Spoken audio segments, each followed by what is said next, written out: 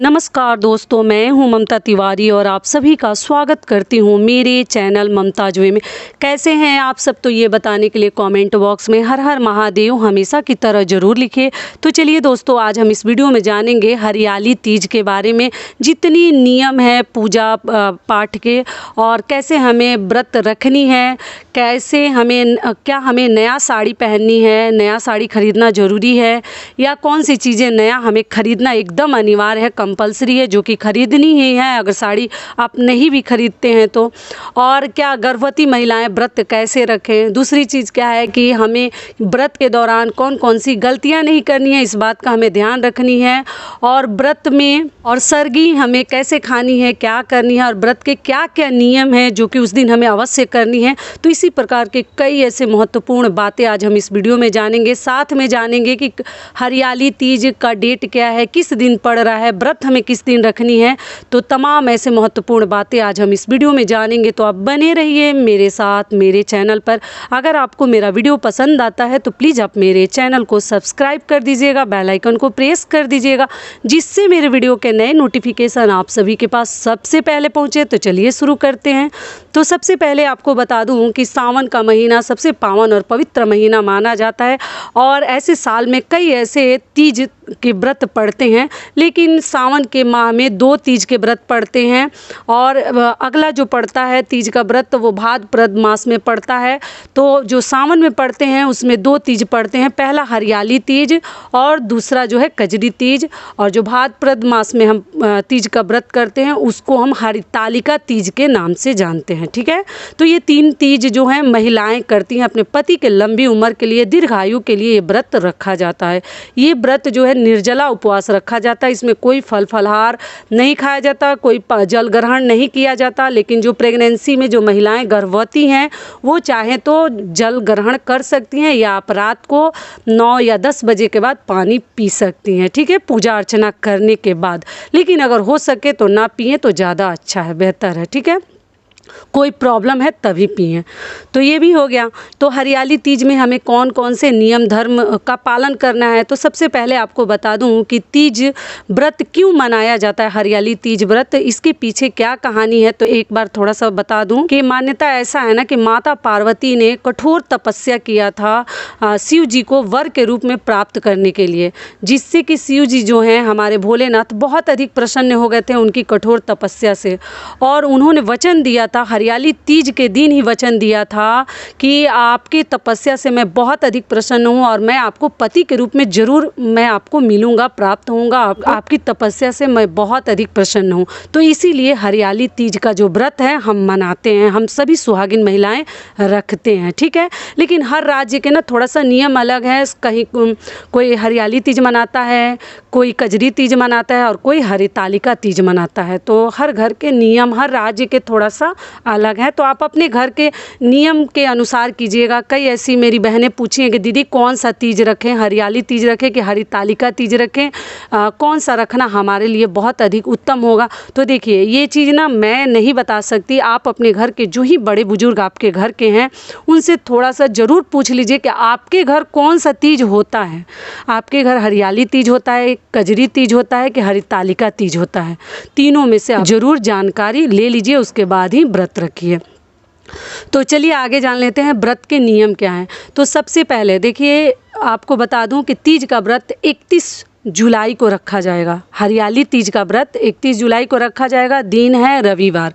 तो आपको ध्यान क्या रखनी, व्रत के दिन बाल नहीं धोते हैं। सावन माह में अगर आप धो लिए सोमवार के, सावन सोमवार व्रत के दिन कोई बात नहीं, लेकिन तीज, जितिया, करवा चौथ, छठ पूजा के दिन हमें बाल नहीं धोनी चाहिए, क्योंकि उसमें नहाए खाए बना हुआ है। तो इसलिए आपको थोड़ा सा ध्यान रखनी है। ऐसे सावन के महीने में तो लोग ऐसे ही लहसुन प्याज वगैरह नहीं खा रहे हैं, तो भी आप एक दिन पहले अच्छे से शुद्ध हो जाइए, क्योंकि बालों पे से अगर हम नहा लेते हैं ना, अच्छे से बाल वगैरह धो लेते हैं, तभी हमारा शरीर अच्छे से शुद्ध माना जाता है। ठीक है, तो आप शनिवार को तो बाल नहीं धो सकते, तो आप क्या कीजिएगा, शुक्रवार को ही बाल धो लीजिएगा, अच्छे से तैयार रहिएगा। और आप तीज के दिन आप चाहें तो सिर के ऊपर से नहाकर व्रत का संकल्प लें। तो आपको सरगी आप लोग पूछ रहे हैं कि रात को भोजन बनाकर और क्या सुबह में हम लोग खा सकते हैं, तो नहीं। अगर रात का भोजन फ्रिज में रखकर आप सुबह में अगर भोजन करती हैं तब, क्योंकि सरगी में कोई ज़रूरी नहीं कि भोजन ही करना है, आपके घर क्या नियम है थोड़ा सा जानकारी ले लीजिएगा। लेकिन चाय, कोई फ्रूट मतलब कोई फल, मिठाई, जूस, यही सब लेनी चाहिए। बहुत अधिक मतलब पेट भर के खाइएगा तब तो भूख लग जाए, मतलब प्यास लग जाएगी। ज़्यादा ऑयली, ज़्यादा चीनी वाली चीज़ें, शक्कर वाली सब चीज़ें ना खाएं। केला, खीरा, ठंडी चीज़ें, दही, ये सब चीज़ें आप खा सकते हैं। जूस ले सकते हैं। हल्की चीज़ें लेंगे, पेट भारी नहीं होगा आपका और आपको प्यास नहीं लगेगी। इस बात का आप लोग ध्यान रखिएगा। ड्राई फ्रूट्स वगैरह खा लें, लेकिन बहुत ज़्यादा भोजन ना करें। तेल, मसाला, ये सब चीज़ों का परहेज करें, ना खाएं।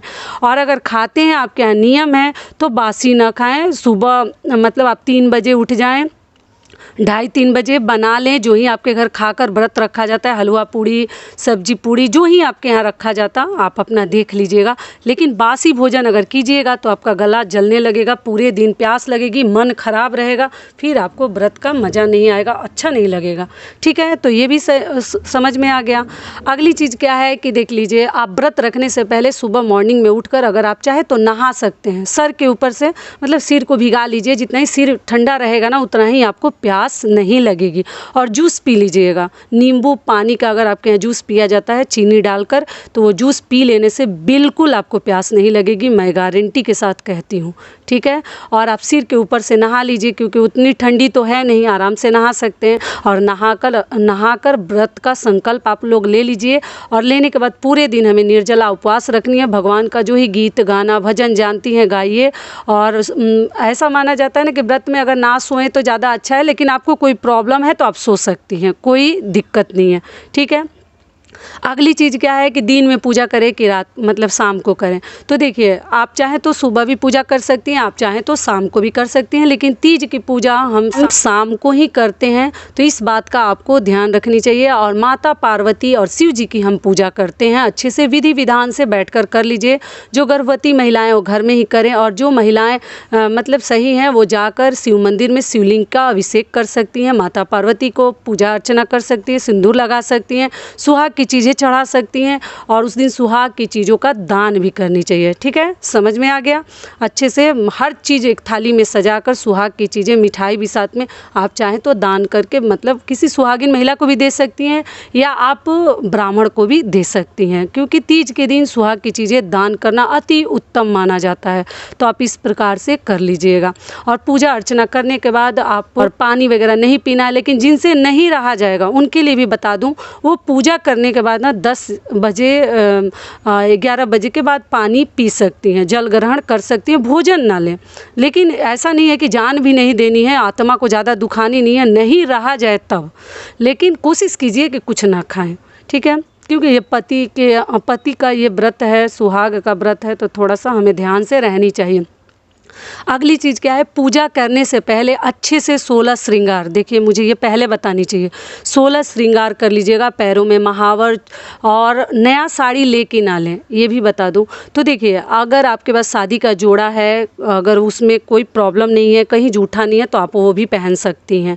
और अगर आप चाहें तो नया साड़ी भी ले सकती हैं, आपके घर जो रीति रिवाज है उसी के अनुसार कीजिए। लेकिन ऐसा कुछ नहीं है कि नया ही लेंगे। शादी का जोड़ा है, लाल साड़ी है, कुछ आपके पास हरी साड़ी है, सावन का महीना है, तो आप पहन सकती हैं।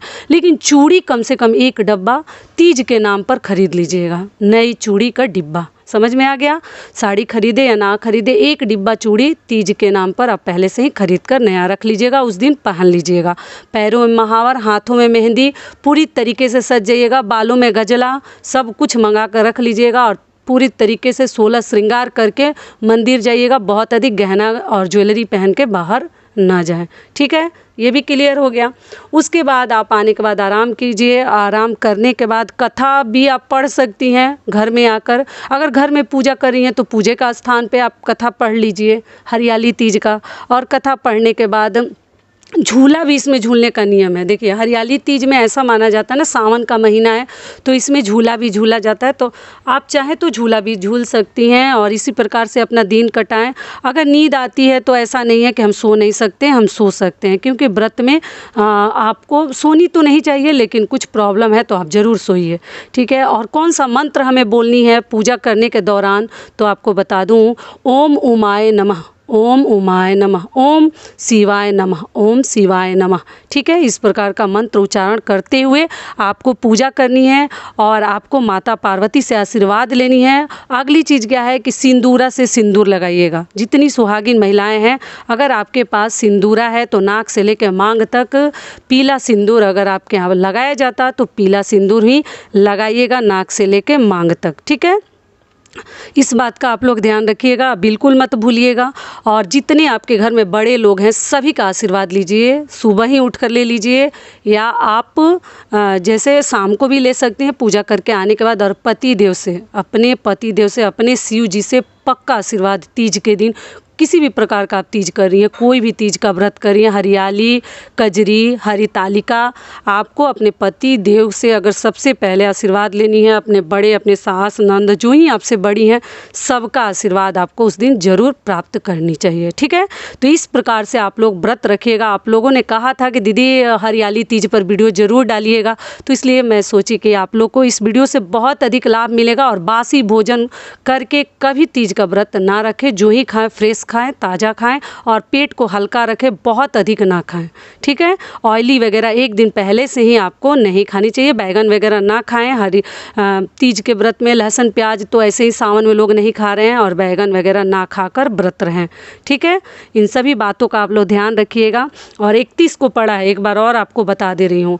और आप इसी प्रकार से अपना व्रत संपूर्ण कीजिए। अगले दिन हमें पारण करनी है, तो पारण के पहले आप चाहें तो कुछ दान कर सकती हैं, जो ही चीज़ें आप चाहें दान कर सकती हैं। मिठाई, मेवा, सुहाग की चीज़ें सुबह भी दान करके हम ब्राह्मण को दे सकते हैं, रात को माता पार्वती को चढ़ाकर, और सुबह भी आप दे सकते हैं, अपने लिए भी रख सकते हैं कुछ अलग से।